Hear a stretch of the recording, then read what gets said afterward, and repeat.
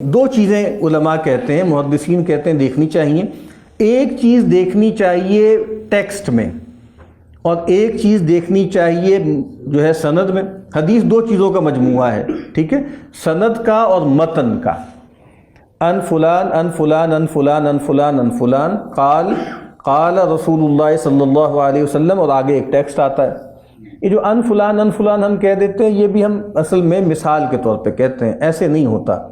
جب آپ علم حدیث حاصل کریں گے تو آپ کو معلوم ہوگا کہ اس کے اندر بہت نیوانسز ہیں، بہت باریکیاں ہیں۔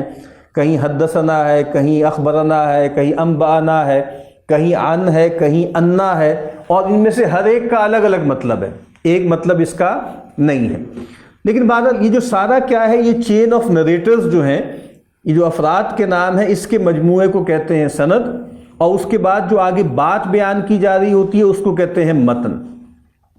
اور یہ بات بھی آپ کو معلوم ہونی چاہیے کہ یہ جو سند ہے خاص طور پر، اس کی ٹیکنیکل اہمیت ہے اس دور میں، جس کے بارے میں ایک عالم نے کتاب بھی لکھی، السنت قبل التدوین۔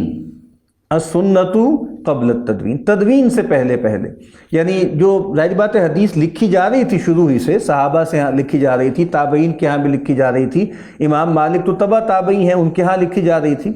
لیکن اس کے بعد جب کتابیں مرتب ہو گئی ہیں تو اب اس کتاب کی روایت ہوتی ہے، تو وہاں تک سند کی اہمیت ہے۔ امام بخاری سے لے کے رسول اللہ صلی اللہ علیہ وسلم کے درمیان عام طور پہ 5 راوی ہوتے ہیں، اور کچھ روایتیں ہیں جس میں راوی 3 ہیں، یعنی اگر بڑی عمر کے شیوخ ہوئے نا تو 3، ان کو ثلاثیات بخاری کہتے ہیں، وہ ایک امتیاز ہے، لیکن ورنہ عام طور پہ 5 راوی ہیں۔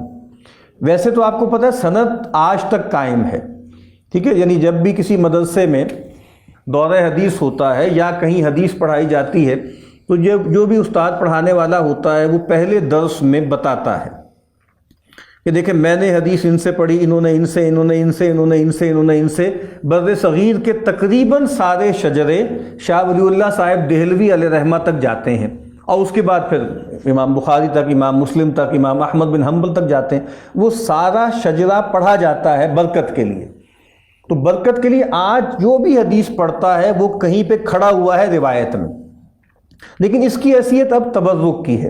اور سند کی اہمیت کتنی ہے، جو ہے محمد ابن سیرین بہت مشہور تابعی ہیں، اور جو عام طور پہ جو ہے تعبیر الرؤیا کے حوالے سے بھی بہت معروف ہے۔ ان کا ایک قول ہے، اور کیا خوبصورت قول ہے، وہ کہتے ہیں الاسناد من الدین، اسناد دین میں سے ہیں، ولولا الاسناد، اگر اسناد نہ ہوتی، لقال من شاء ما شاء، اگر اسناد نہ ہوتی نا تو جو شخص چاہتا جو بات چاہتا کہہ دیتا۔ یعنی اگر آپ سے کوئی پوچھنی رہا ریفرنس کیا ہے تو ظاہری بات ہے کہ پھر آپ جو چاہیں آپ ہانکتے رہیں، اس سے کیا فرق پڑتا ہے، لیکن اسناد ہے، ہمارا دین اسناد کا دین ہے۔ اور حدیث میں تو معروف ہو گئی نا سند، ورنہ ہر علم کی سند ہے، تفسیر کی بھی سند ہے، کلام کی بھی سند ہے، فقہ کی بھی سند ہے، ہر علم کی ایک پوری سند موجود ہے۔ ہمارے حدیث کی سند معروف ہے، اور پھر اس کے بعد سلاسل تصوف کی سند جو ہے وہ معروف ہے، ورنہ اصل میں تو ہر علم کی سند جو ہے وہ موجود ہے۔